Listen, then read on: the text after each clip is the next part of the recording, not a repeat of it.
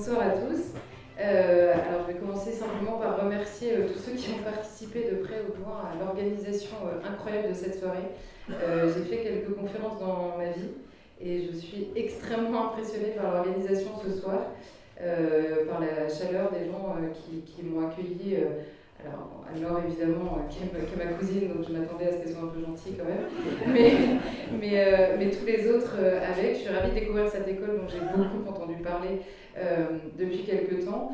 Et merci d'être venus si nombreux pour nous écouter ce soir parler de Jeanne. Je vais commencer par ce qui m'est arrivé quand j'ai lu le livre de l'abbé. J'ai connu la vie de Jeanne avant de savoir parler, je pense, parce que je suis née à Orléans, de parents absolument passionnés par Jeanne d'Arc, au cœur d'une ville totalement passionnée par Jeanne d'Arc et extrêmement fidèle à Jeanne d'Arc. J'y reviendrai peut-être, mais Orléans a beaucoup de choses à nous apprendre et à apprendre même à la France dans sa fidélité extrêmement populaire à Jeanne d'Arc. Je fais juste une parenthèse maintenant, comme ça ce sera fait, mais à Orléans, tous les ans, depuis 1429, se tiennent donc les fêtes dont on vient de parler et pour lesquelles j'ai eu effectivement l'honneur d'être désignée en 2002. C'est des fêtes qui existent depuis 1429, depuis que Jeanne d'Arc elle-même a lancé une procession d'action de grâce après la libération de la ville. Elles ont été interrompues en tout dans l'histoire 10 fois. C'était 9 fois jusqu'à l'année dernière et le Covid a eu raison de la 10e année. Donc vous voyez l'histoire de France, ça avait été interrompu 9 fois et une 10e fois pour le Covid, ça fait un peu mal quand même. Et en fait, c'est des fêtes qui sont les seules en Europe à être organisées par les 3 ordres encore aujourd'hui, civils, militaires et religieux ensemble. Donc je faisais cette parenthèse pour vous expliquer pourquoi mon attachement à Jeanne d'Arc, et c'est peut-être plus rare ailleurs, mais il est absolument complet depuis le début. Et Jeanne d'Arc a été longtemps comme une grande sœur pour moi. Les années ayant passé, elle est désormais une petite sœur pour moi, mais évidemment bien plus grande dans la sainteté, un modèle complet. Et c'est pour ça que mon attachement était grand. Et j'ai lu le livre de l'abbé et j'ai appris des choses, 10 choses par page, je pense, sur cette sainte que je pensais connaître très bien. J'ai été vraiment impressionnée à la fois par le travail et le travail de fond sur le message de Jeanne, le message en soi de Jeanne et le message de Jeanne aujourd'hui. Donc on va se partager les rôles ce soir pour essayer je vais peut-être plus parler de ce qui se passe aujourd'hui et l'abbé nous éclairera de ce que Jeanne peut nous apporter aujourd'hui. On va commencer évidemment par la grande pitié qu'il y a au royaume de France. C'est Jeanne qui parlait ainsi à l'époque. Je crois que là pour le coup je n'aurais aucun mal à reprendre la phrase telle quelle. Il y a grand pitié au royaume de France aujourd'hui. On a eu il y a quelques semaines des tribunes qui ont fait beaucoup de bruit. Il y en a une qui a fait énormément de bruit, qui était celle des militaires, qui parlait du délitement de la France. Mais il y en a qui ont fait moins de bruit. On a quand même eu une tribune de policiers qui sont eux aussi soumis au devoir de réserve. Et on a eu dans la foulée une tribune de magistrats qui sont eux aussi soumis au devoir de réserve. Tous disaient de la même manière, et évidemment en fonction de ce qu'était leur métier, leur immense inquiétude dans ce pays. Ça, c'est pour la partie évidemment qui concerne leur métier, de la police à la justice. On a également, et on pourrait citer énormément d'inquiétudes, de questionnements qui n'ont pas lieu en réalité, mais qui devraient avoir lieu au moment où l'Assemblée vote une loi de bioéthique qui signe des changements extrêmement forts, des changements vraiment pour le coup anthropologiques. Alors, certains ont déjà été votés depuis bien longtemps, mais là on passe encore sur des choses beaucoup plus graves par rapport à ce qu'est l'homme, et on a tous entendu parler de la PMA pour toutes, parce qu'elle s'appelle comme ça désormais, et personne n'a entendu parler du vote de création de chimères homme-animal, en tout cas très peu de gens. Personne n'a entendu dire que la recherche sur l'embryon serait désormais possible jusqu'à 14 semaines, c'est-à-dire après une extension du délai de l'avortement, que la recherche sur l'embryon serait rallongée également. Je ne vais pas vous faire la liste, mais il y a énormément de choses, et le seul fait qu'on n'en parle pas signe là aussi un délitement, une décadence. J'espère on reviendra peut-être sur le mot, mais en tout cas des questionnements qui n'ont pas lieu parce que plus personne n'a même envie de poser la question. Il y a la question de la pratique religieuse qui est évidemment en tout cas pour ce qui concerne la religion historique et puis celle de Jeanne, évidemment, un recul de la pratique religieuse, un recul même de l'acceptation du discours que l'Église a à donner au monde, et parfois même un refus. Alors là, je vais prendre pour exemple Emmanuel Macron, parce que c'est lui qui est président de la République aujourd'hui, et qu'il était venu parler aux catholiques, ce que n'avaient pas fait ses prédécesseurs, mais il était venu au Collège des Bernardins à Paris, et il avait fini son intervention par une phrase en disant « Je demande simplement à l'Église de ne pas donner de réponse, mais de poser des questions. Et je demanderai aux catholiques qui ont toujours été engagés dans la vie de la cité de continuer à le faire en se soumettant en toute chose aux décisions de la République. » Ces deux phrases signent assez bien ce que sont devenues la séparation de l'Église et de l'État, c'est-à-dire une tentative, pour qu'il y ait une bonne séparation de l'Église et de l'État, il ne faut pas une tentative de soumission du pouvoir religieux par le pouvoir politique, évidemment. Or, c'est une tentation du pouvoir politique, ça l'a toujours été, et on y reviendra évidemment au temps de Jeanne, mais c'est particulièrement vrai aujourd'hui. Et je ne vais pas m'étendre beaucoup plus longtemps, j'ai bien entendu que cette soirée était placée sous le signe de la joie et de l'espérance, je vous rassure, on ne va pas en rester là. Mais la joie et l'espérance n'empêchent pas la lucidité, et pour retrouver la joie et pour poursuivre dans l'espérance, il faut revenir aux causes, et pour savoir aussi comment agir. Donc voilà, je pense que l'état de délitement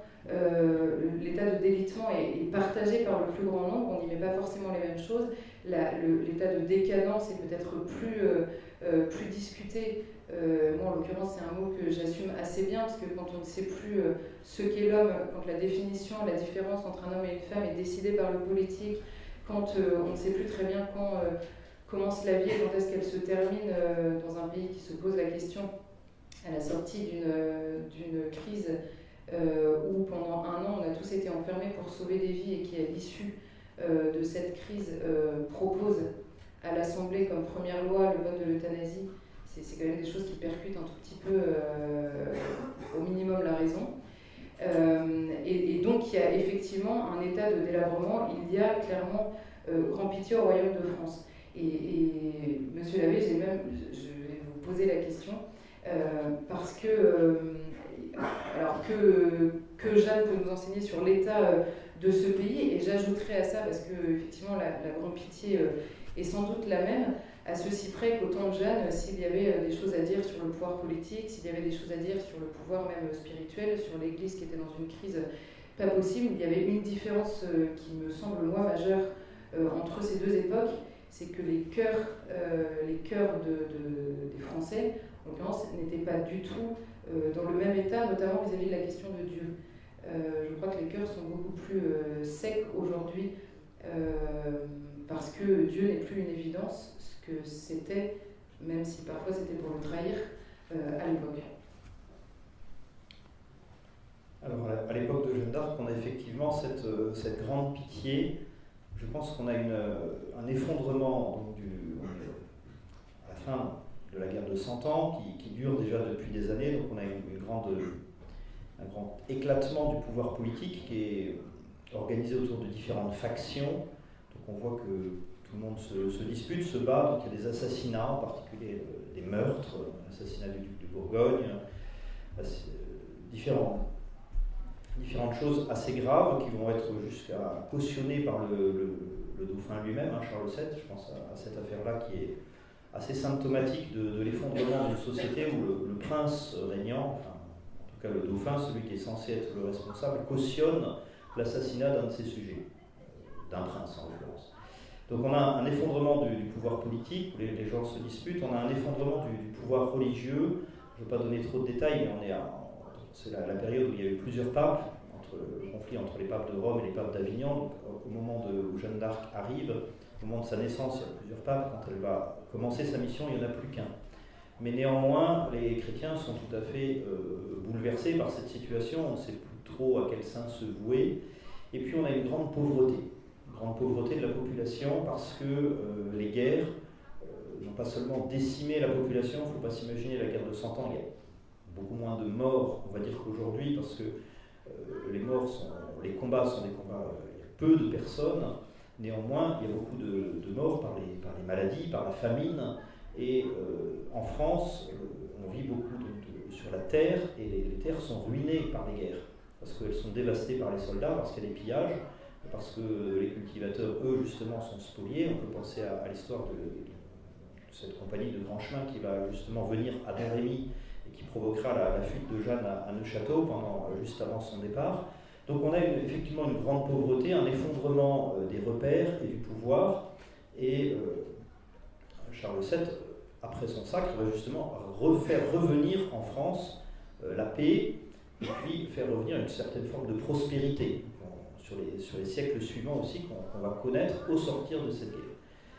Là où vous avez raison, c'est que donc, il y a une grande pitié matérielle, morale, mais on a tout de même ce qu'on a peut-être perdu. Alors je serais peut-être un peu moins sévère que vous, on ne sait pas jusqu'à quel point aujourd'hui les gens ont perdu dans leur cœur un certain désir de Dieu. Je pense que les gens aujourd'hui ne sont plus dans les églises, ils les ont désertés, on ne les voit plus prier, beaucoup affirment qu'ils ne connaissent pas Dieu, qu'ils ne le prient plus. En fait, si on descend vraiment dans l'intime du cœur de chacun, et quand on peut discuter avec l'un ou l'autre, on pourrait avoir des surprises, et peut-être que cette espérance en Dieu, finalement, elle pourrait peut-être être encore là sans qu'on la voie. Je pense qu'il faut peut-être moins la nier que ce qu'on voit. Mais dans notre civilisation où tout est apparence, devant les caméras, dans le visible, dans les déclarations, dans les hommes politiques, dans nos églises ou dans nos gouvernants politiques ou religieux, effectivement, on n'a plus grand-chose et on a peut-être perdu cette espérance. Et on va y revenir tout à l'heure, je pense que c'est Dieu qui sauve. C'est peut-être d'abord ça le message de Jeanne d'Arc. Dans cette situation dramatique, Dieu va venir au secours de la France, Dieu va venir au secours de son peuple, Dieu va le sauver, de la même manière que Jésus lui-même, déjà dans son incarnation, était venu sauver. Donc les hommes sont capables de se mettre dans des situations impossibles, et ça c'est sûrement le cas aujourd'hui, on a bien réussi là. En revanche, pour se sauver, en général, ils n'en sont pas capables par eux-mêmes, parce qu'il est toujours plus facile de détruire que de construire. Et ça, je pense que ça reste vrai aujourd'hui comme au temps de Jeanne d'Arc. Simplement sur cette question, justement, au moment de se sauver, peut-être pour aller un peu plus loin, quand je disais que les cœurs étaient secs, je vous suis absolument, ils sont secs parce qu'ils n'ont plus à boire, hein. Je nous mets dedans, et c'est un peu là-dessus que je voulais passer après, c'est que on a tendance, je vais reprendre l'exemple de la crise du coronavirus, mais au moment de la crise, pendant très longtemps, la question n'a même pas été posée. C'est la première fois, je pense, je ne suis pas historienne, mais dans l'histoire de France, que la première chose qu'on ait décidé en période de crise, c'est de ne plus rendre le culte public. Je prends un exemple qui est quand même dans une France déjà assez déchristianisée, en 1940, quand le gouvernement, composé essentiellement de formations assez hostiles à l'Église, est parti à Notre-Dame de Paris en se disant s'il n'y a plus que ça, et le président du Conseil disant devant Notre-Dame de Paris, s'il faut un miracle pour sauver la France, alors je suis prêt à croire au miracle. Nous, on a, et c'est pas du tout une attaque personnelle en l'occurrence envers le président de la République, l'état du pays et l'état même des décisionnaires politiques fait que la question n'a même pas été jugée bonne, et on a rétabli le culte public en même temps que d'autres libertés considérées au même plan, et la seule liberté qui n'a pas été entravée pendant ce coronavirus, c'était celle de manifester. Je crois honnêtement que c'est complètement inédit dans l'histoire que la liberté d'assister au culte soit réduite sous la liberté de manifester. Et je fais ce préalable sur Emmanuel Macron lui-même en disant que c'est vraiment pas une attaque personnelle, parce que je crois qu'en l'absence totale de réaction, et même parfois devant le désarroi des catholiques eux-mêmes, ne sachant pas trop comment expliquer au monde pourquoi c'était plus important que tout, et peut-être encore plus en période de crise, et devant l'attentisme, et d'ailleurs en France et bien plus largement qu'en France. Alors là, je vais faire une autre parenthèse, mais pour dire que là pour le coup, c'est pas spécialement français, mais j'ai passé beaucoup de temps auprès des chrétiens d'Orient, notamment en Syrie, ces dernières années, et au bout de 10 ans de guerre, jamais en Syrie, la messe n'a été interrompue le dimanche, et elle l'a été au début du coronavirus. C'est quand même étonnant, parce qu'il y avait effectivement la peur, et parce que ce recours-là n'a pas semblé évident. Et donc, partant de ce constat-là, on imagine, et c'est d'ailleurs un peu, pour le coup, c'est même complètement fait Jeanne, c'est qu'elle, sachant ce que lui demandaient ses voix et sachant aussi que Dieu était le premier servi avant même d'entendre ses voix, elle est partie sans se demander où en étaient les autres et elle a voulu mener à bien cette mission en convainquant les gens qu'il fallait convaincre et en rétablissant dans leur devoir d'État, avec un petit E, dans leur devoir d'État, tous les gens qu'elle croisait. Et on vient à cette phrase qu'elle prononçait en disant « Les hommes d'armes batailleront, les gendarmes batailleront, et Dieu donnera la victoire ». Ce que vous disiez, seul Dieu sauve. Elle l'a évidemment gardé en tête du début à la fin, mais la question qui se pose aujourd'hui, elle avait des voix qui lui ont dit de prendre une armée, d'aller chercher le sire de Baudricourt, d'aller reconnaître le roi, de le faire sacrer à Reims.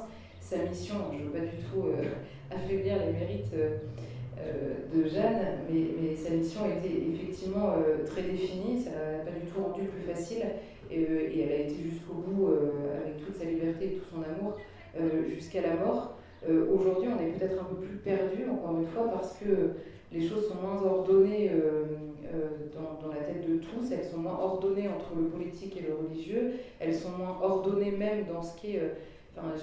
moi, parfois, c'est vrai que ça me met un peu le vertige de me dire qu'il faut recommencer par le début, c'est-à-dire par expliquer qu'un homme n'est pas une femme, parce qu'on en est quand même un peu là dans le débat public. Donc si on doit partir de là, la bataille va être longue. Et du coup, la question, c'est comment est-ce que Jeanne nous éclaire avec une mission peut-être un peu plus définie que nos missions individuelles là où nous sommes. Comment est-ce qu'elle peut nous éclairer sur les armes justement qu'il faut prendre, on viendra après sur la question de la légitimité du pouvoir, la légitimité de ce qu'édicte le pouvoir, quand est-ce qu'il faut évidemment suivre, quand est-ce qu'il est nécessaire d'obéir, à qui obéir, et comment suivre. Mais la première question, c'est peut-être effectivement quelles sont nos armes. Est-ce que ce sont les armes qui nous viennent de Dieu et de la prière, et comment les harmoniser avec les armes des citoyens, des Français et même des catholiques laïcs, religieux ou prêtres que nous sommes? Alors, je pense qu'il y a plusieurs choses. La première, c'est que Jeanne d'Arc va, parmi les armes, elle va justement convertir les gens qui sont autour d'elle par son exemple. Vous pensez justement quand elle vient sur le champ de bataille, où elle dira que les batailles se perdent par le péché des hommes. Alors, on a peut-être déjà quelque chose à entendre. Je pense que les gens de son époque étaient pas plus sains que ceux d'aujourd'hui. En tout cas, ils faisaient certainement de grands péchés. Elle va conquérir les cœurs par son exemple. Et elle va changer les gens autour d'elle. Et c'est dans ce contexte de conversion des gens qui mènent les batailles qu'elle va les gagner. Ça, c'est la première chose. Une deuxième chose, peut-être dans ce sens-là, c'est que tout va extrêmement vite. Aujourd'hui, on n'a pas encore de Jeanne d'Arc visible, on peut prier pour sa venue. Elle disait que de son temps que Saint-Louis et Charlemagne priaient devant le trône de Dieu pour qu'il envoie du secours à la France. Peut-être que nous-mêmes, on peut aussi rajouter Jeanne d'Arc dans cette prière. Mais ça vient très vite, parce que entre le moment où Jeanne quitte Don Rémy, enfin Vaucouleurs, le 13 février 1429, et le moment où elle fait sacrer le roi, donc le temps qu'elle va mettre pour remettre les choses en ordre, c'est même pas 6 mois. Entre la bataille d'Orléans, qui est un petit peu sa manifestation au public, et le sacre, il y a 2 mois et demi. Donc en 2 mois et demi, la situation de la France est totalement bouleversée, et c'est bien pour ça qu'on en parle encore 600 ans après, tellement ça a étonné non pas seulement la France, mais ça a étonné le monde entier. C'est-à-dire que l'action de Dieu dans son étendue, c'est-à-dire tout ce qui a été fait en 2 mois et demi, dans sa rapidité, dans les moyens qui ont été mis en œuvre, qui sont tout à fait disproportionnés par rapport aux résultats. Et donc en ce sens, bien sûr la situation aujourd'hui est sans doute plus dramatique, mais elle ne peut pas résister à la puissance de Dieu. Et si Dieu veut donner et donne demain des moyens similaires à ce qu'il a donné à Sainte Jeanne d'Arc, eh bien il peut arriver au même résultat. Je pense que pour nous, on est appelé d'abord à le désirer. Alors on peut à prier pour cela, et puis à regarder, alors c'est peut-être le troisième élément de réponse à votre question, c'est parmi les armes que Jeanne d'Arc va prendre, comment est-ce qu'elle fait? Eh bien, elle va parler à ses contemporains à travers des signes qu'ils peuvent comprendre. Or, qu'est-ce qui manifeste dans XVe siècle, étant dans la chrétienté médiévale, comment est-ce qu'on sait ce que dit une personne, comment est-ce qu'elle est symbolisée? Elle est symbolisée d'abord par ses armes, alors pas seulement les armes, l'épée, mais principalement sur les armes héraldiques, c'est-à-dire son étendard, et au cœur de la mission de Jeanne va être ce qu'elle montre. Et donc qu'est-ce qu'elle va afficher sur son étendard? Elle va afficher sa mission, alors qui lui est directement donnée par Dieu, mais Dieu peut aujourd'hui comme hier donner une mission à quelqu'un afin de pouvoir rétablir les choses en dehors de toutes les probabilités du cours historique. Et sans doute en utilisant les moyens qu'a à notre disposition la société, en utilisant le langage d'aujourd'hui. Je pense même puisque vous parlez de Sainte Bernadette, quand la Sainte Vierge vient parler à Sainte Bernadette, elle lui parle avec le langage, avec les mots, avec sa langue à elle, avec ce qu'elle peut comprendre et ce que les gens de son époque et à son endroit peuvent comprendre. Je crois que pour Sainte Jeanne d'Arc c'est pareil, et pour nous aujourd'hui ce serait sans doute pareil. C'est à travers ce qui va nous parler à nous que Dieu pourrait nous convaincre, mais certainement par une image, par un exemple et par une conversion des cœurs. On pourrait disserter des heures sur l'étendard, sur la symbolique de l'étendard. On peut peut-être juste comprendre que l'étendard que Jeanne d'Arc va amener au combat, qu'elle va faire peindre dans la ville de Tours, juste avant la bataille d'Orléans, eh bien, représente principalement le Christ roi. Donc, le Christ roi adoré par les anges, qui apparaît donc régnant, trônant donc, sur les nuées, mais dans une stature qui trône sur les lys de France, puisqu'il est peint donc, sur un fond blanc et des lys d'or, qui par ailleurs évoque aussi un anachronisme héraldique. On n'a pas le droit de faire ça. Le seul qui avait fait ça, c'était justement Godefroy de Bouillon pour la libération du Saint-Sépulcre, avec des armes similaires, et qu'on va retrouver chez Jeanne d'Arc pour manifester une mission divine. Je vous rappelle pour ceux qui ne sauraient pas qu'on a le même type d'hérésie héraldique sur les armes du Vatican, qui justement sont différentes de tout ce qu'il y a d'autre. Et donc, ce qui est vraiment différent, c'est que le Christ vient et est montré comme régnant et va mettre son poids dans la balance à un moment déterminé pour infléchir le cours de l'histoire, sachant que d'après les recherches tout ce qu'on peut savoir, tout ce que Jeanne a dit, si elle avait été écoutée, elle aurait fait beaucoup plus. C'est-à-dire que l'épopée de Jeanne d'Arc, telle qu'on la connaît, qui est déjà absolument extraordinaire en termes de redressement de la France, aurait pu être beaucoup plus grande et beaucoup plus rapide si Charles VII l'avait écoutée. Il va cesser de l'écouter après le sacre. Elle avait promis qu'elle allait rendre la totalité de la France en dedans de 3 ans. C'est-à-dire en moins de 3 ans, elle avait promis non seulement la libération d'Orléans et le sacre du roi, mais également la délivrance complète de toute la France, ça prendra 25 ans, et le retour du duc d'Orléans de captivité. Tout ça prendra très longtemps parce que à partir du moment où on n'écoute plus ce que Dieu demande, et où on n'est plus soumis à ce que Dieu demande, et bien alors à ce moment-là, les grâces divines vont diminuer. Pas se dire que Dieu donne ou ne donne pas, je crois que Dieu donne à proportion de notre foi, de notre espérance, de notre obéissance, de notre fidélité. Et là, Jeanne d'Arc a certainement quelque chose à nous dire aujourd'hui, parce que ce qu'on demande est très grand, et donc notre foi, notre espérance, eh bien, doivent être proportionnelles. Il y a Jeanne d'Arc elle-même, et ce que sont les grâces de Dieu, et ce qu'elle demande, et la mission qu'elle mène, et la manière dont elle est reçue autour d'elle, et sur la question justement de la manière, comment est-ce que nous, on peut batailler en attendant et en gardant à l'esprit que Dieu seul, encore une fois, donne la victoire. Il y a quelque chose d'assez stupéfiant chez Jeanne d'Arc, et plus les années passent, et c'est pour ça que je parlais de son âge, c'est que plus les années passent, plus on est impressionné en fait qu'elle ait été si jeune et si déterminée. Il y a quand même la question de l'obéissance, tout simplement. L'obéissance est devenue sinon un gros mot, en tout cas quelque chose qui nous semble insupportable. La question de la dépendance de l'homme à Dieu est quelque chose qui n'existe pas et qui est même difficile parfois à concevoir pour quelqu'un qui est catholique aujourd'hui. Et il y a la question de la détermination de cette jeune fille qui sait ce que Dieu lui demande, qui sait qu'elle est faite pour Dieu, qu'elle vient de par Dieu pour mener sa mission, qui le garde toujours en tête, qui entend la messe, qui reçoit les sacrements, qui convertit autour d'elle effectivement par son exemple, mais aussi par ses propos, puisqu'elle pousse en permanence ses soldats à entendre la messe avec elle, qui inscrit ça sur son étendard et qui malgré tout ne dévie pas quand elle est en face d'un tribunal d'église, quand elle a le pouvoir politique effectivement qui la défie, quand elle a le roi qu'elle a fait sacrer qui la lâche, et qui ne dévie jamais jusqu'au fond de sa cellule toute seule. Et là se pose, ça peut être un exemple à titre individuel, où effectivement après, collectivement, à l'échelle d'un pays, écoute qui veut et suit qui veut le message, mais se pose la question aussi de la force de l'intervention divine. Comment dire, est-ce qu'il faut, vous disiez, il faut prier pour avoir une nouvelle Jeanne d'Arc, appelons-la comme ça, ou est-ce qu'il faut prier pour avoir aujourd'hui une nouvelle Jeanne d'Arc devant l'inquiétude qui est la nôtre? Est-ce que Jeanne arrive parce qu'elle a été réclamée? Est-ce que Jeanne arrive parce que Dieu seul la veut? Et est-ce que Jeanne est-ce que plein de petites Jeannes qui, justement, dans l'état de leur vie aujourd'hui, faisant ce qu'il faut faire avec la force de la prière, la grâce de Dieu et l'accueil de la grâce de Dieu dans sa vie, est-ce que notre espérance peut résider là, même collectivement, bien au-delà de l'individu, quoi.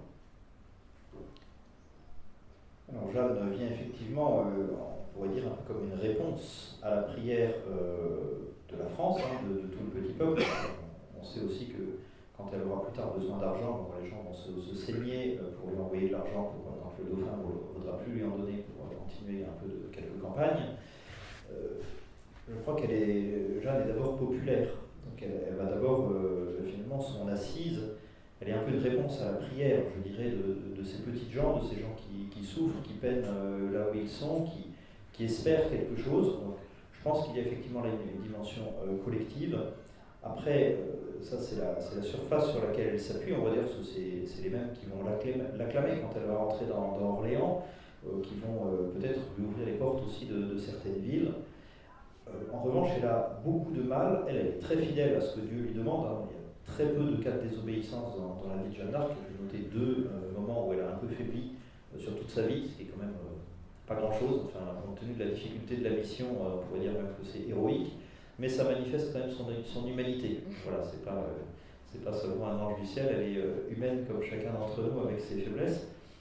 Néanmoins, on voit toutes les difficultés qu'elle a. Je crois quand on regarde l'histoire après, on se dit c'est facile, il y avait Dieu avec elle, donc en fait elle a convaincu tout le monde du premier coup.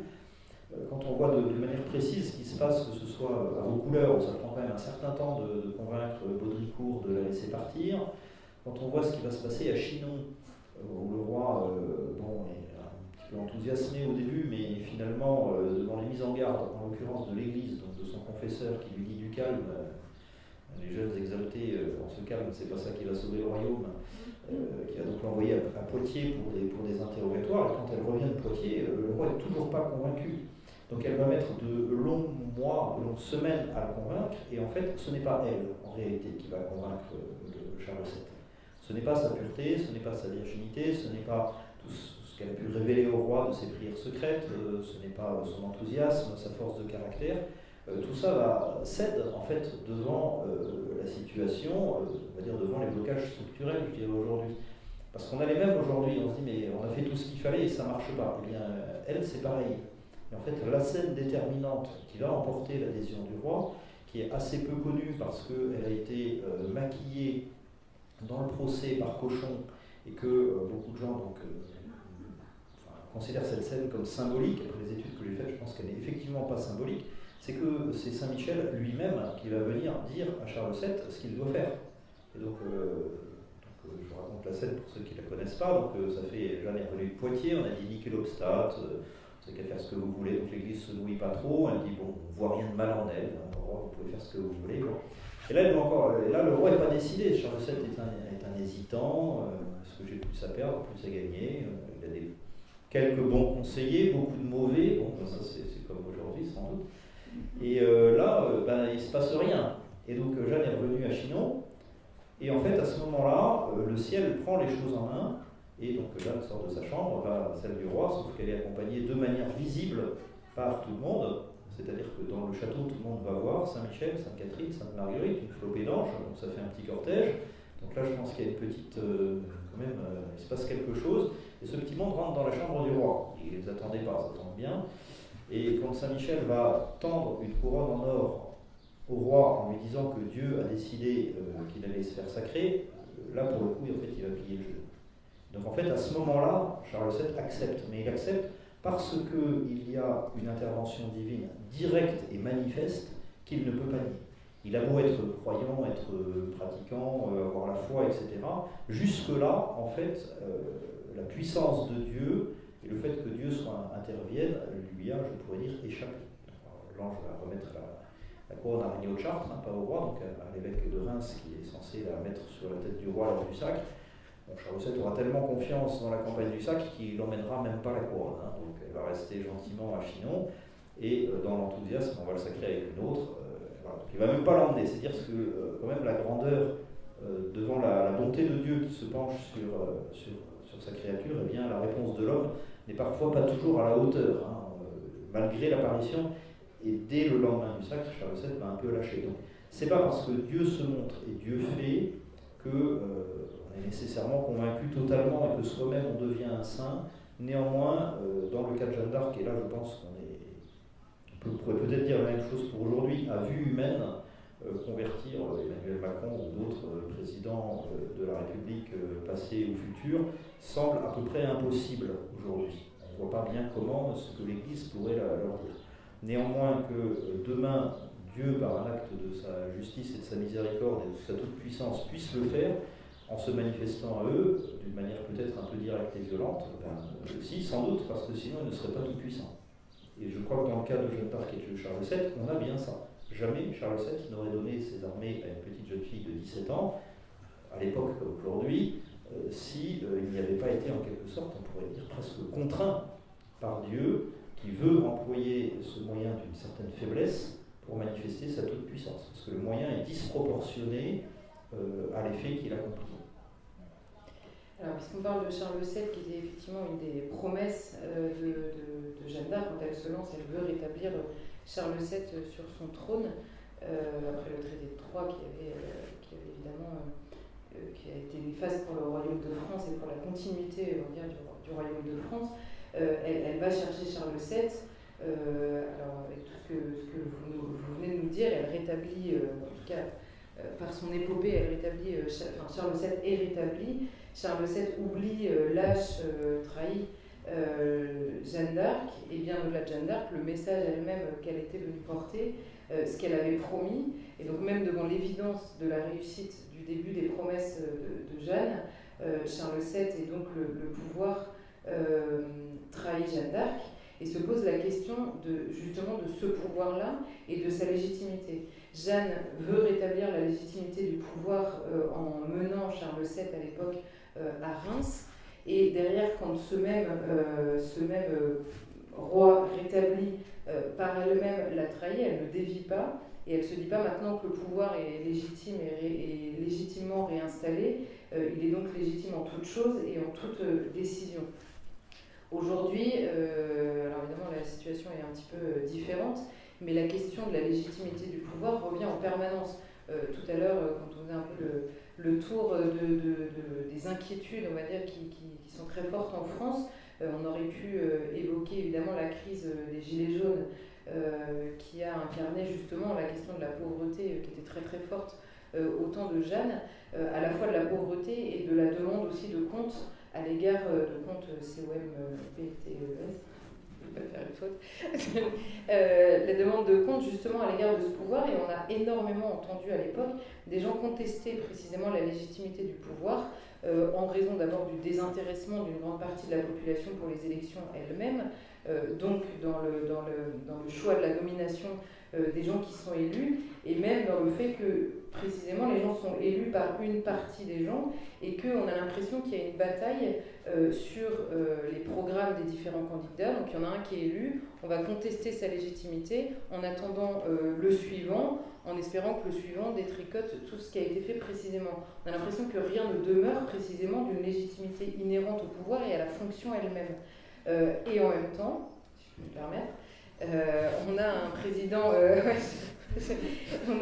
de la République qui, la semaine dernière, reçoit une gifle, et c'est précisément à la fois la fonction et le respect de la fonction et donc du pouvoir et de la légitimité du pouvoir acquis par la fonction elle-même, qui ont poussé à la fois la justice à être très rapide et extrêmement ferme par rapport à ce qu'elle est d'habitude. Donc comment est-ce qu'on peut discerner nous-mêmes par rapport au pouvoir lui-même, par rapport aux règles qui les dictent, sachant qu'on a un pouvoir politique, et c'est peut-être encore une fois la différence avec le temps de Jeanne d'Arc, qui a étendu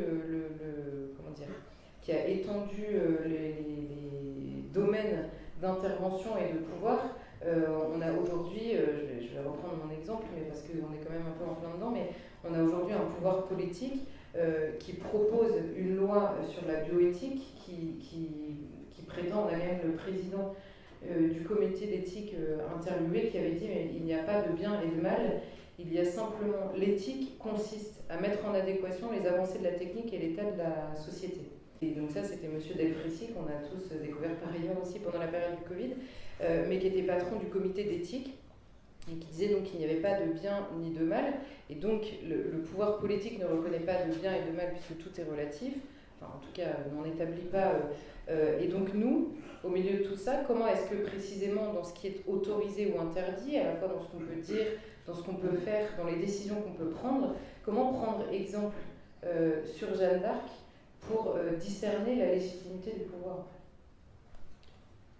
D'une manière générale, la légitimité du pouvoir a eu plusieurs expressions dans l'histoire. Aujourd'hui, on pense que la légitimité du pouvoir, c'est la démocratie, alors qu'elle soit réelle, comme du temps du grec, ou plus ou moins supposée comme aujourd'hui. Donc ça, c'est une forme de légitimité du pouvoir.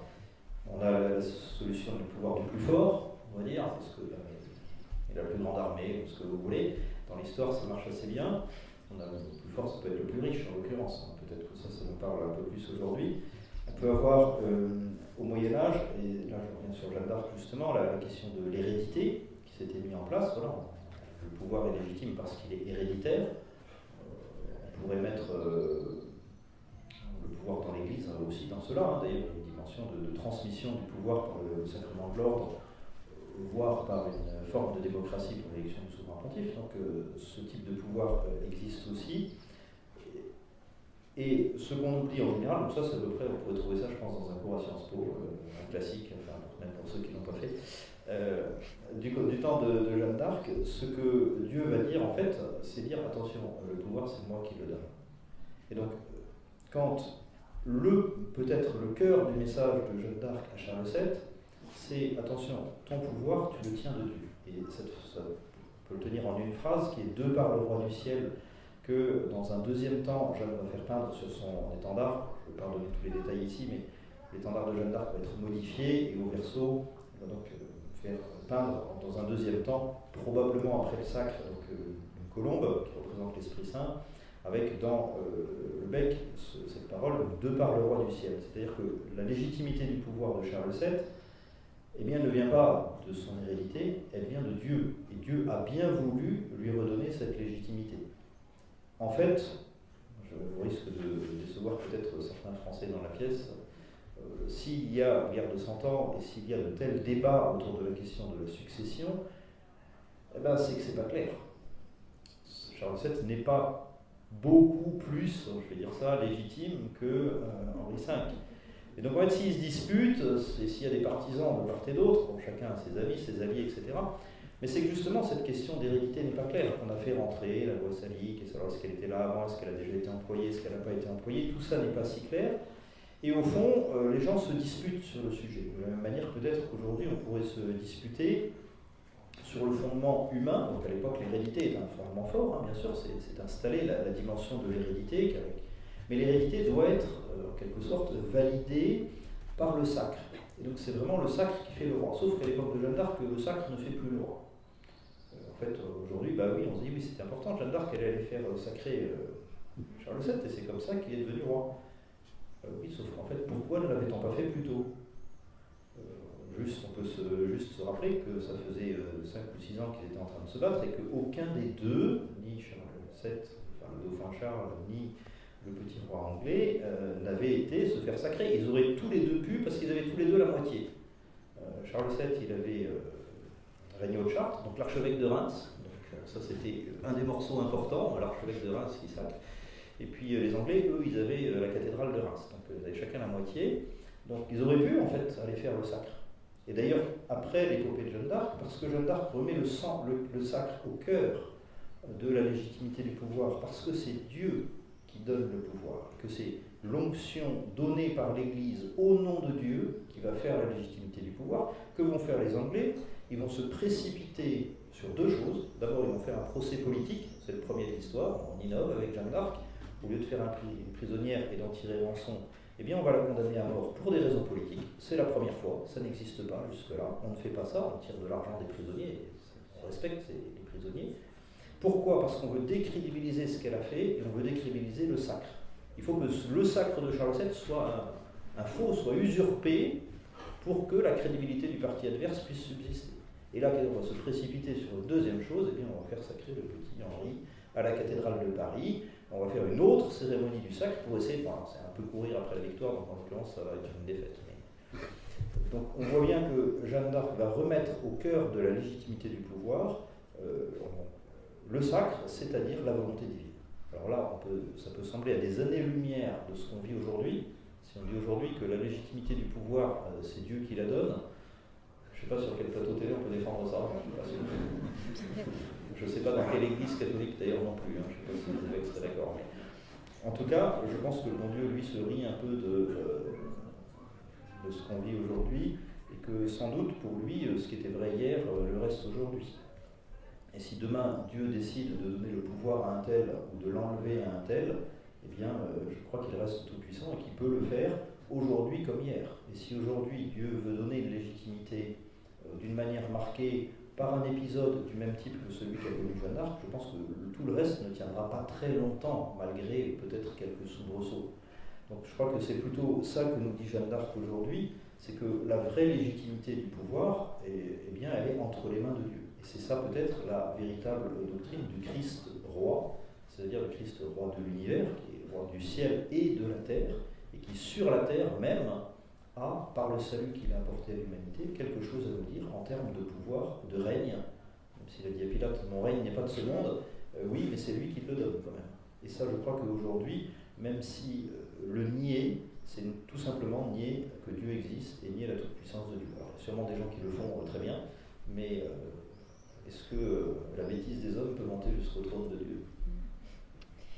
Mais alors effectivement, ça va être compliqué d'expliquer que tout pouvoir vient de Dieu aujourd'hui publiquement à ceux qui ont le pouvoir, d'autant que la légitimité est aujourd'hui placée ailleurs dans le système politique tel qu'on l'a, dans le discours, je dis bien, mais en revanche, il y a peut-être un moyen détourné, entre guillemets, de s'entendre pour le coup avec le monde, c'est la question du bien commun, alors qui est aujourd'hui qualifiée assez habilement d'intérêt général, ce qui ne recouvre pas exactement la même chose, mais il n'empêche que le mot d'abord revient et resté dans le débat public, alors mérite d'être défini évidemment, mais le lien entre les deux, c'est simplement que Jeanne, et d'ailleurs ça se voit au moment où Charles VII l'a trahi, elle poursuit sa mission, et elle poursuit sa mission jusqu'à la mort, préférant non pas suivre le pouvoir devenu légitime, mais continuer à suivre celui de qui vient le pouvoir, c'est-à-dire Dieu. Elle ne le fait pas parce qu'elle veut, non pas parce qu'elle veut la France, le royaume de France ou la couronne pour elle-même, non pas parce qu'elle veut que Charles VII soit préféré au petit roi anglais, non pas parce qu'elle veut en soi une France qui puisse vaincre l'Angleterre, mais simplement parce qu'elle imagine qu'il est bon et que le bien commun du peuple qui peuple la France à l'époque a besoin de reconnaître effectivement à la fois le pouvoir, sa légitimité et donc Dieu, et a besoin de remettre les choses dans l'ordre. Et alors là c'est pareil, la question du bien commun aujourd'hui, dans une époque qui est à la fois partagée entre l'individualisme d'un côté, donc où le bien commun ne peut être qu'une somme d'intérêts particuliers puisque chaque individu définit ce qui est bon pour lui, et que le bien n'est plus unique mais relatif, et justement le relativisme, où non seulement chaque individu définit ce qui est bon pour lui, mais en plus dans une discussion, la discussion devient impossible dans la mesure où tout est relatif et que donc chacun définit sa vérité. Là encore une fois, je vais citer notre ministre de la Justice, Éric Dupond-Moretti, qui justement au moment du vote de la loi de bioéthique, vous avez pensé que je suis obsessionnelle, mais c'était il y a 2 jours, donc c'est encore un peu frais dans ma tête, et Éric Dupond-Moretti à ce moment-là dit devant l'Assemblée nationale, il y a plusieurs morales et elles coexistent, il est ministre de la Justice. Il y a plusieurs morales et il faut réussir à les faire coexister.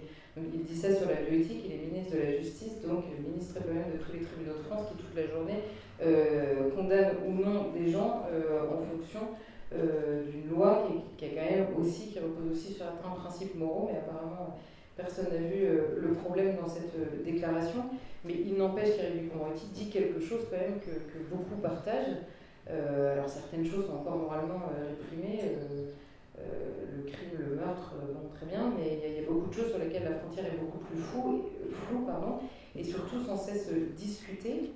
Et là encore, qu'est-ce que Jeanne nous apprend dans la détermination de ce qu'elle sait être bon et de ce qu'elle sait imposer comme étant bon, vrai ou beau aux soldats par exemple qui l'entourent et qui ne sont pas spécialement obnubilés par le bon Dieu et son message du matin au soir quand ils prennent les armes, aux soudards qu'elle a autour d'elle, aux femmes de mauvaise vie qu'elle va voir quand elle arrive dans les camps, à tous ces gens pour qui Dieu existe sans doute mais n'importe que peu dans leur vie, elle continue à dire la vérité sans se soucier vraiment du fait qu'elle soit à la fois audible ou même défendue. Alors comment justement d'abord comprendre ce qu'est le bien commun aujourd'hui, étant donné le relativisme et l'individualisme qui nous gouvernent, d'une part, et surtout qu'est-ce que Dieu veut pour la France, prenons cet exemple-là, qu'est-ce qu'on peut trouver chez Jeanne qui nous explique ce que Dieu veut pour la France, alors que Jeanne se battait effectivement quand on lui demandait si Dieu haïssait les Anglais. Elle répond pas à cette question. On sait que Dieu ne hait pas les Anglais, simplement elle a une mission, elle, pour rétablir le pouvoir en France, pour séparer et pour assurer la continuité du royaume de France. Et elle dit, et c'est l'articulation là, et peut-être qu'est-ce qu'on peut trouver chez Jeanne, de l'articulation de ce qu'elle défend sur le terrain politique et de sa charité personnelle. Et les témoignages, évidemment, au procès de réhabilitation de Jeanne d'Arc, qui sont extrêmement émouvants, en fait, où ses compagnons disent qu'elle allait pleurer à l'issue d'une bataille parce qu'elle savait qu'il fallait que les gendarmes bataillent, mais elle pleurait parce que les soldats anglais mouraient parfois sans confession. Elle était extrêmement préoccupée par le sort de l'âme des Anglais, donc il n'y avait évidemment aucune haine et une pure charité pour les personnes qui ne l'empêchaient pas de prendre des décisions extrêmement fermes au niveau politique et par rapport à la mission qui était la sienne. Et là, je pense qu'elle est évidemment un exemple incroyable dans les combats qui peuvent être les nôtres aujourd'hui. Et voilà, que nous dit-elle à la fois sur la question du bien commun, que nous dit-elle de ce que Dieu veut pour le bien commun et de ce que Dieu veut même pour la France. Est-ce qu'il veut la France pour elle-même ou est-ce qu'il veut la France pour la gloire de Dieu? Alors il y a plusieurs choses sans doute. La première sur le bien commun. Pour qu'il y ait un bien commun, il faut que les gens... d'abord il faut qu'il y ait un référentiel, on pourrait dire aujourd'hui. Là encore, le fait d'avoir éliminé Dieu du débat public fait qu'en fait, on n'a plus aucun référentiel stable. Parce que, comme aujourd'hui, la loi est fixée par la majorité, elle est censée être évolutive, donc le bien on pourrait, qui est convertible avec Dieu, donc lui-même est devenu mouvant. Je pense que chez Jeanne d'Arc, justement, cette question, on peut y répondre un petit peu à travers la question de son approche entre les Français et les Anglais. Quand on lui pose la question sur les Anglais, elle dit quand même un peu quelque chose. Elle dit que Dieu aime bien les Anglais chez eux. C'est-à-dire que ça ne veut pas dire qu'il ne les aime pas, ça veut dire que chaque peuple a sa mission. Et ce que Dieu ne veut pas, visiblement, au moment de l'épopée de Jeanne d'Arc, c'est, on pourrait dire pour simplifier, d'une double monarchie, d'une monarchie à double couronne, c'est-à-dire d'une fusion ou d'un mélange entre ces deux pays, parce que les deux n'ont pas la même mission. Il faudrait remonter à la mission de la France depuis Clovis. Rapidement, je pense qu'on peut dire que cette mission de fille de l'Église n'est pas d'abord l'antériorité dans la conversion au christianisme, puisque c'est faux, mais bien une mission d'abord de défense de l'Église. C'est une mission privilégiée, peut-être, de la même manière qu'il y avait des missions privilégiées des fonctions différentes au sein du peuple élu d'Israël, avec la tribu de Lévi qui est une tribu sacerdotale, ou la tribu de Juda, de laquelle devait naître, plutôt tribu royale, devait naître le Sauveur. Eh bien, de la même manière, parmi les nations, dans le temps des nations dans lequel nous sommes, on va dire depuis l'incarnation, on va dire depuis la chute du dernier grand empire. Là, on peut penser au songe de Daniel qui annonçait un petit peu la chute des grands empires et le temps des nations. Donc, dans le temps des nations, chaque nation a un petit peu des fonctions, on pourrait dire une mission qui peut être un peu différente, et donc où le bien commun de ce peuple, de cette nation, n'est pas exactement équivalent à celui d'un autre peuple ou d'une autre nation. Je pense qu'on peut avoir ça dans la mission de Jeanne d'Arc. Je pense qu'elle le dit, que c'est ça qu'elle apporte, qu'elle fait vivre. Alors ça nous dit quelque chose pour aujourd'hui, puisque aujourd'hui on est plutôt dans une volonté de multiculturalisme. On ne veut plus entendre qu'il y ait de différence entre les gens, même pas de différence entre les hommes et les femmes, c'est dire, mais même pas entre les pays, Donc on voit l'espèce de grande soupe, là où Dieu finalement attribue une mission à chacun. Et le bien d'une nation, le bien commun d'une nation peut être légèrement différent du bien commun d'une autre nation, d'un autre peuple, sans qu'il y ait, avec quand même un référentiel en haut. Je reviendrai sur cette question aussi à travers la dimension de la guerre, puisque quand Jeanne d'Arc vient faire la guerre, c'est un peu un problème. Comment Dieu peut-il vouloir la guerre? Si on se met dans une vision pacifiste post-68arde, on pourrait dire comment encore considérer Jeanne d'Arc comme quelque chose. Eh bien en fait, il ne faut pas oublier qu'au début de la mission de Jeanne d'Arc, dans la lettre aux Anglais qu'elle écrit depuis Poitiers, donc une forme aussi de résumé de sa vision politique, elle invite les Anglais non seulement à quitter le territoire de la France, qui n'est pas celui sur lequel ils sont censés être, donc c'est cette négation de la double couronne, mais également elle dit qu'il ne doit pas y avoir de guerre entre chrétiens. Donc elle dit qu'il est un peu inévitable qu'entre les hommes la guerre arrive, ça doit faire partie de la nature humaine, enfin au moins après le péché originel, ça commence assez vite, mais elle dit qu'il ne devrait pas y avoir de guerre entre les chrétiens. Et donc elle invite à la paix entre la France et l'Angleterre, afin qu'ils aillent se battre ensemble contre un ennemi commun. Et donc là, on va avoir on pourrait dire le bien commun de la France, d'une nation, le bien commun de l'Angleterre à côté, mais ensemble, le bien commun de la chrétienté, qui pourrait être celui de se défendre. Et déjà, à l'époque, on est contre une défense de la chrétienté face à l'islam. Il ne faut pas oublier qu'au moment où la France termine la reconquête de son royaume, en 1456, on va avoir la chute de Constantinople. Jeanne d'Arc invite en fait Charles VII et le roi anglais à partir ensemble sauver la chrétienté et donc se battre pour un bien commun que cette fois-ci ils peuvent partager. Donc je crois que dans ce regard sur le bien commun, il faut avoir quelque chose de commun, il faut avoir la référence qui est Dieu, qui est le bien, et après quelque chose de commun, et il y a quelque chose de commun, je sais pas, il y a le bien commun d'une famille, il va y avoir le bien commun d'un peuple, d'une ville, pourquoi pas, d'un peuple, d'un pays, et puis après ça pourra aller jusqu'au bien commun de la chrétienté, voire même le bien commun de l'humanité. On pourrait trouver, à chaque fois il est un tout petit peu plus étroit, évidemment, enfin,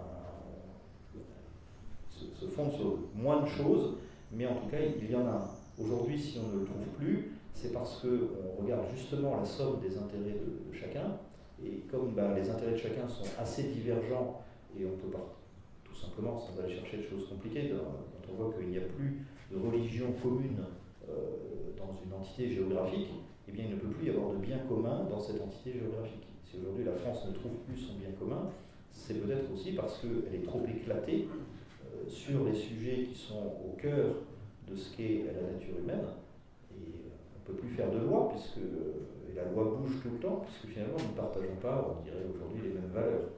Ou bien on ne peut plus avoir est-ce qu'on partage encore la même langue, est-ce qu'on partage encore la même religion, est-ce qu'on partage encore donc, les choses fondamentales, est-ce qu'on partage encore la même vision de l'homme et de la femme? Eh bien comment établir quelque chose qui ressemble à un bien commun, comment le définir, alors que finalement il est complètement morcelé au niveau des individus et qu'il n'y a plus aucune référence extérieure. Donc là, Jeanne vient justement dire attention, il y a différents biens communs les uns à côté des autres, mais tous ont quand même le même référent, à savoir Dieu. Alors, vous prenez l'exemple de l'islam en tant de Jeanne d'Arc, qui est une question qui se pose aujourd'hui, mais sur la question de la religion sur la question même de la langue, en tout cas des mots qui sont choisis, alors pas de la langue, mais des mots qui sont choisis sur la question de la manière dont on conçoit l'homme et la femme. Précisément, il y a aussi une problématique qui se pose aux catholiques eux-mêmes, à l'Église elle-même, qui ne parle plus la même langue parfois, qui n'a pas la même conception de l'homme et de la femme et de la différence qu'il y a entre eux, qui n'a pas évidemment la même religion, parce que le pouvoir, on va dire, séparé aujourd'hui en France, qui est celui de la République française, du pouvoir politique, en tout cas chez certains de ses représentants, qui ne conçoivent pas même une possible harmonie entre les deux. L'un doit relever du privé, ça pour le coup c'est très officiel, et l'autre dans le domaine public ne doit pas pouvoir s'exprimer. Et là, Jeanne d'Arc nous enseigne peut-être à deux niveaux, à la fois sur cette question, justement, dont on parlait tout à l'heure, de Jeanne qui irradie, on va dire, par son exemple et par sa prière et par sa volonté de faire descendre la grâce de Dieu dans le monde. Ça, je pense qu'on peut tous comprendre que c'est à notre mesure, qu'il est possible pour nous de le faire. Et la deuxième, peut-être le deuxième aspect que Jeanne nous apprend vis-à-vis de l'Église, c'est même le malaise peut-être parfois qu'il existe à l'intérieur même de l'Église, les différences de vue, les différences de défense. Vous disiez, Jeanne ne voulait pas la guerre entre chrétiens, et elle finit par se retrouver dans un tribunal condamnée par un évêque. On lui pose la question du pape, elle dit c'est pas justement après l'existence de 3 papes, et elle dit en fait ça c'est pas mon affaire, elle reste complètement à sa place, et elle dit la seule chose que je sais c'est que Dieu et l'Église ça n'est qu'un, et qu'elle sait qui elle sert, c'est-à-dire l'Église. Et en fait, il y a évidemment des différences entre le prêtre qui va la confesser, le prêtre qui va la communier et l'évêque qui va la... alors, il n'y a pas de prêtre évêque, hein, je sais juste que dans la vie de Jeanne d'Arc, l'évêque qui va mener le tribunal. Et il y a, pareil, chez elle, une espèce de pureté et de détermination où elle traverse tout ça. Elle se dit, je viens de par Dieu, et puis à la fin... certains hésitent même à la faire communier, certains hésitent même à lui tendre une croix au moment où elle meurt en prononçant le nom de Jésus. Il y a quelque chose de relativement déstabilisant à 19 ans, j'imagine. Et il peut y avoir effectivement ces critiques-là aujourd'hui entre chrétiens, bien au-delà évidemment des chrétiens, et ça c'est la première question peut-être qui se pose à l'Église, c'est dans le monde tel qu'il est aujourd'hui, comment est-ce qu'elle peut encore parler. Et la deuxième question évidemment c'est même à l'intérieur de l'Église. Où on voit parfois des guerres fratricides au sein même de l'Église catholique qui existent, des affrontements qui sont souvent moins spirituels que politiques, et comment est-ce que Jeanne peut nous enseigner justement l'apaisement et la détermination devant ces deux questions qui se posent aujourd'hui aux catholiques. La première chose qu'on peut dire, c'est qu'elle a traversé pour le coup des choses assez similaires à ce qu'on vit aujourd'hui. On le citait tout à l'heure, Charles VII qui reçoit l'apparition de Saint-Michel, qui sait donc que la mission de Jeanne est divine. Il a tout ce qu'il faut sous les yeux, on pourrait dire, pour juger, même s'il n'était pas convaincu avant. Il n'a vraiment aucune raison de ne pas suivre ce que Dieu lui dit. Or, il va très rapidement lui-même séparer dans sa vie, on pourrait dire, le politique du religieux. Puisque dès après le sacre, il va reprendre un certain nombre de décisions politiques, de trêve, etc., donc, qui ne sont pas celles que Dieu lui demande par la voix de Jeanne d'Arc. Donc il va faire rejouer en quelque sorte son propre pouvoir. Il y aura d'un côté le pouvoir de la couronne, et ce qu'il exerce, et de l'autre côté sa vie de chrétien. Donc on voit que cette division, finalement, le politique la vit déjà à l'époque. En quelque sorte, il ne met pas en œuvre cette perspective de roi chrétien. Il ne va pas aller faire la paix avec les Anglais comme ça lui est demandé, il ne va pas aller mener la croisade contre les musulmans comme ça lui est demandé, il ne va pas écouter Jeanne, donc il ne va pas reconquérir son royaume aussi vite que c'était prévu, et on peut penser à l'échec devant Paris parce qu'en fait il n'a pas voulu prendre Paris. Alors qu'en fait il aurait fallu qu'il prenne Paris, et en fait Charles VII va reculer devant Paris. C'est la raison historique forte de l'échec. Ce n'est pas d'abord une défaite militaire, c'est d'abord un recul de l'armée. Bon, le général fait détruire les échelles, fait détruire les ponts, et dit aux soldats de retraiter. Bon, à un moment, c'est sûr que c'est pas facile de gagner, même s'il y en a quelques-uns qui essayent. Donc on voit bien que ça existe déjà, on va dire comme aujourd'hui. Au sein de l'Église, et on voit que Jeanne, elle va être traumatisée par sa réforme, elle va être profondément blessée, elle va revenir à charge très régulièrement pendant tous les mois d'hiver, crois, essaye de l'amadouer, la fait vivre à la cour, enfin comme si ça l'intéressait au fond, alors qu'elle dit qu'elle a envie de rentrer chez elle et que tout ça, ça l'intéresse pas. Mais en fait, elle voit bien ce refus de la volonté divine qui se manifeste chez Charles VII, et elle va le voir d'autant plus quand va commencer la deuxième partie de sa mission, je pourrais dire son message à l'Église. Vous évoquez donc justement ce conflit au sein ce procès d'inquisition tout de même, qui est un procès fait par l'Église, mais à la solde du pouvoir politique, parce qu'il y a des consignes qui ont été données. Il faut la discréditer sur la question du sacre, parce que si elle a agi au nom de Dieu pour le sacre, on ne peut plus rien dire. Donc il faut juste rembarquer et retourner en Angleterre, c'est terminé la guerre de 100 ans. Donc il faut la discréditer, et là l'Église va mettre en son pouvoir, si je puis dire, tous ses arguments. On a toute l'université de Paris qui est là, donc il y a du monde, il y a du beau monde. Pour cette Jeanne d'Arc, c'est un bel endroit pour faire des rencontres. Ils sont même obligés, pour la petite histoire, de reculer quelques jours au concile de Bâle, parce qu'on attend les juges qui sont encore en train de juger Jeanne d'Arc, donc il faut qu'ils se dépêchent, ça fait partie un peu, on se dépêche parce qu'on les attend à Bâle pour le concile. Donc Jeanne est jugée, on peut dire, par une partie des pères conciliaires, voilà, dans le vocabulaire d'aujourd'hui, par les plus grands docteurs de son temps. Et en fait, on va utiliser tous les artifices. Donc on utilise les arguments de l'Église, on la met dans une perspective, la perspective du conciliarisme. Donc les membres du clergé se mettent au-dessus, c'est eux le pouvoir, le concile est au-dessus du pape.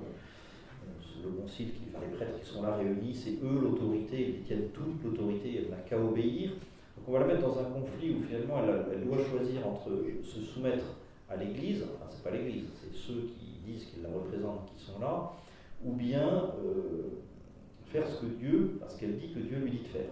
Donc elle se retrouve dans un conflit de conscience qui est extrême, un conflit de devoir, un conflit d'obéissance.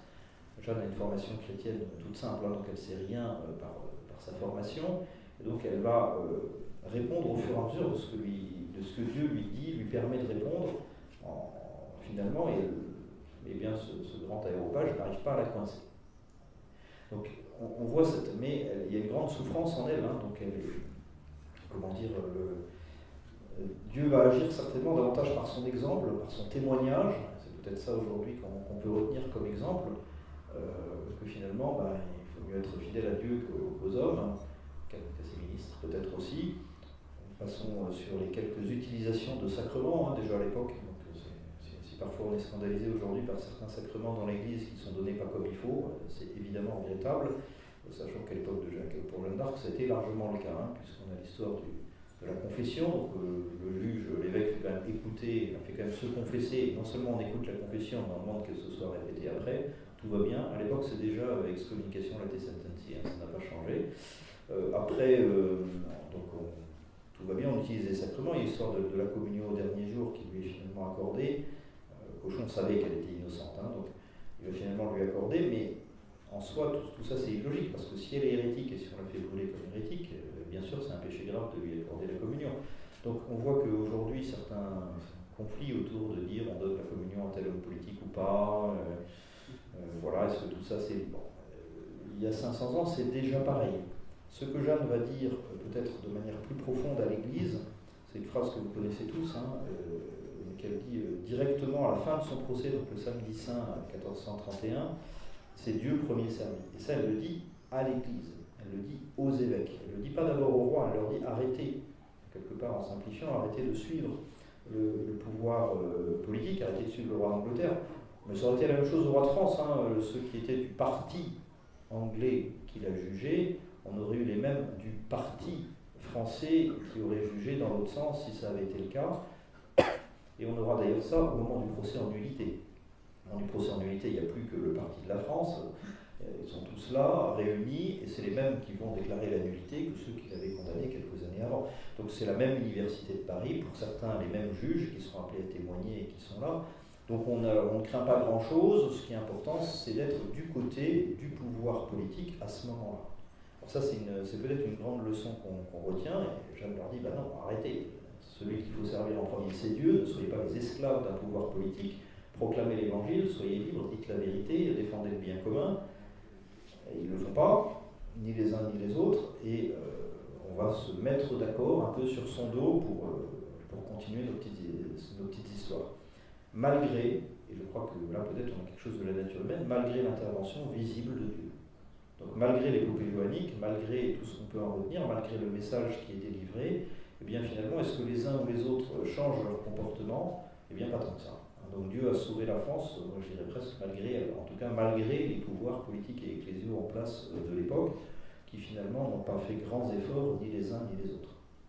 N'oublions pas que dans l'entourage du roi, les ecclésiastiques, soit Réunion de Chartres en particulier, ne sont pas particulièrement favorables à cette intervention divine, c'est peu de le dire. Alors, s'il nous reste peu de temps, on va peut-être faire un saut dans le temps et retenir finalement, pour renouer avec la joie et l'espérance que je n'ai toujours pas oublié, se souvenir que, étant donné tout ce qu'on a dit à la fois sur Jeanne, sur ce qu'elle a souffert pendant son temps et qui nous aide aussi à retrouver le courage dans le nôtre, parce que c'était forcément toujours très reluisant au moment où elle lance sa mission. Peut-être s'arrêter sur l'étonnement que génère justement l'admiration qui est encore aujourd'hui portée à Jeanne et qui est du coup, en vertu de tout ce qu'on vient de dire, à la fois sur son temps et sur la manière dont elle a été trahie et à la fois sur le nôtre, quelque chose d'assez stupéfiant en fait. Et alors peut-être s'arrêter sur, on est désormais en 2021, mais en 2020, une année qui a été un petit peu chamboulée, mais était prévue un peu partout. En France, la célébration d'un centenaire qui était lié à Jeanne d'Arc.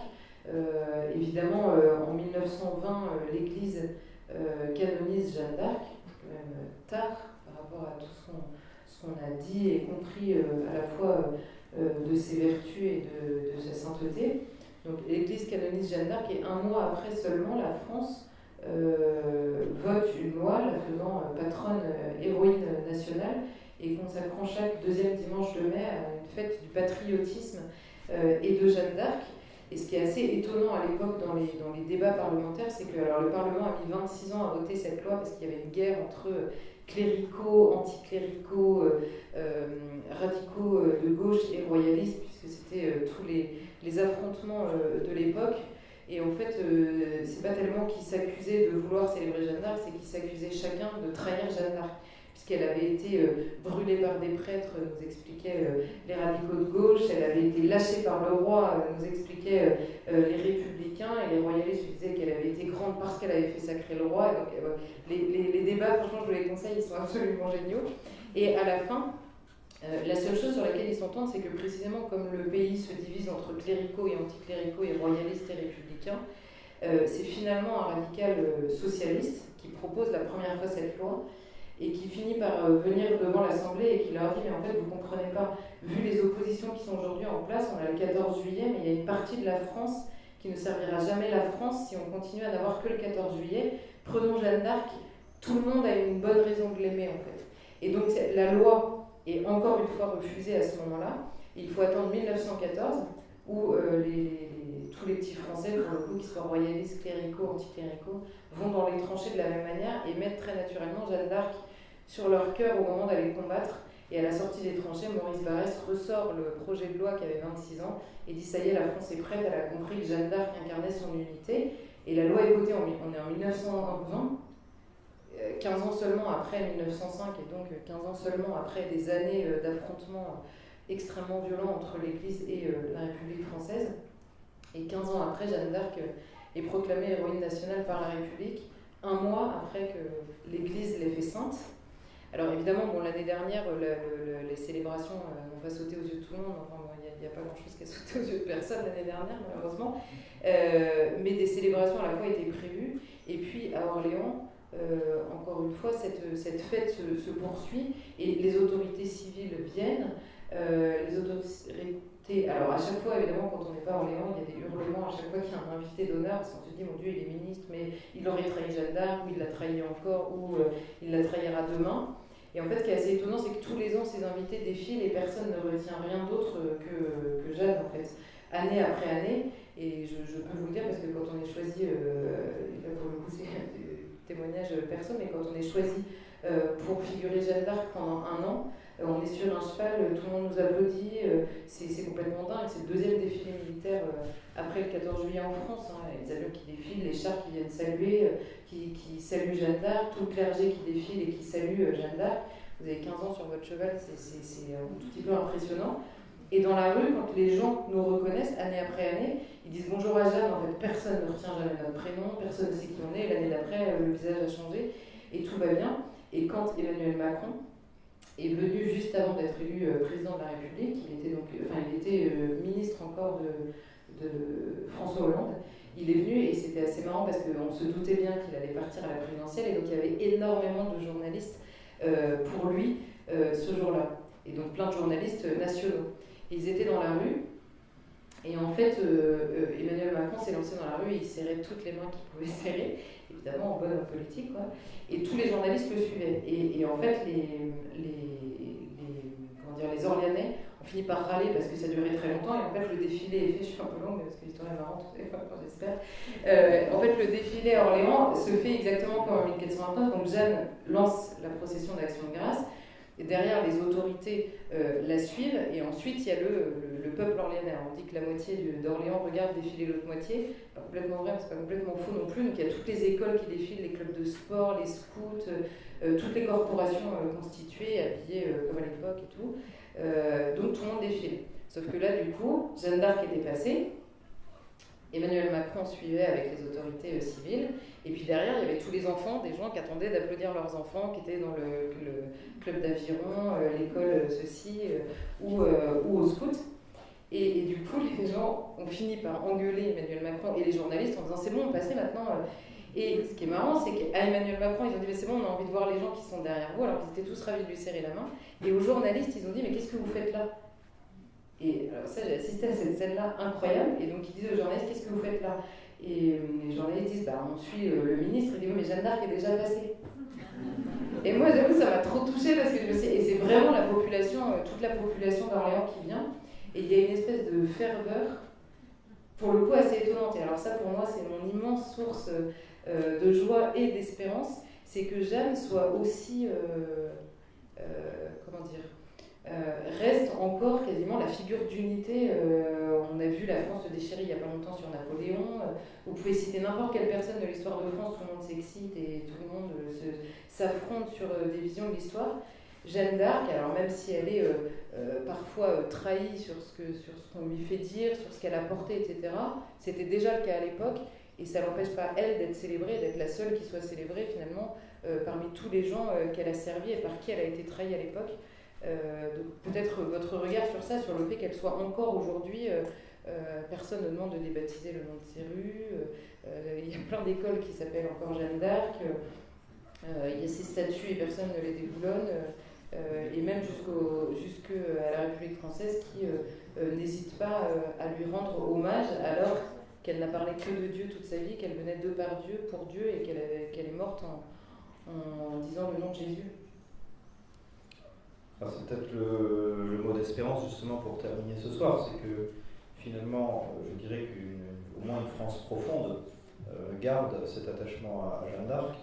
On voit que c'est une figure qui a pu rassembler. Alors, je pense que les bases du rassemblement, même en 1920, au sortir des tranchées, étaient peut-être trop fragiles pour que ça dure. Néanmoins, il y a eu cette tentative où pour une fois, c'est l'État qui a couru après l'Église. C'est pas très courant, mais enfin, c'est justement pour une fois, Jeanne d'Arc a réussi à faire que la République a poursuivi l'Église pour mettre la fête juste après, raccrocher les wagons pour ne pas se dire qu'elle avait rien, alors que l'Église enfin avait quelque chose de plus qu'elle.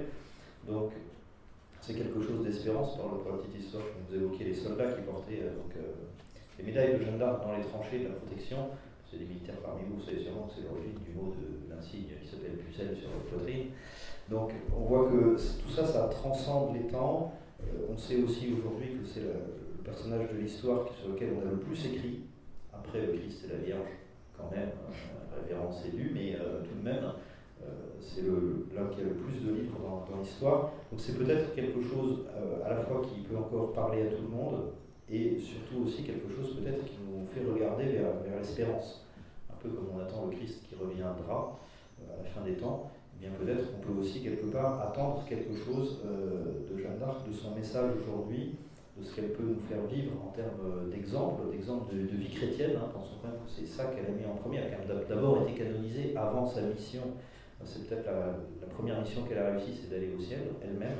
Peut-être celle-là, on l'a pas oublié que chacun d'entre nous l'a dans son cœur, que celle-là, elle l'a réussi, puisqu'elle est canonisée. Les vertus qu'elle a pu montrer d'exemple, on a évoqué la pureté sur les camps, aussi c'est tout un enseignement qui tire vers le haut.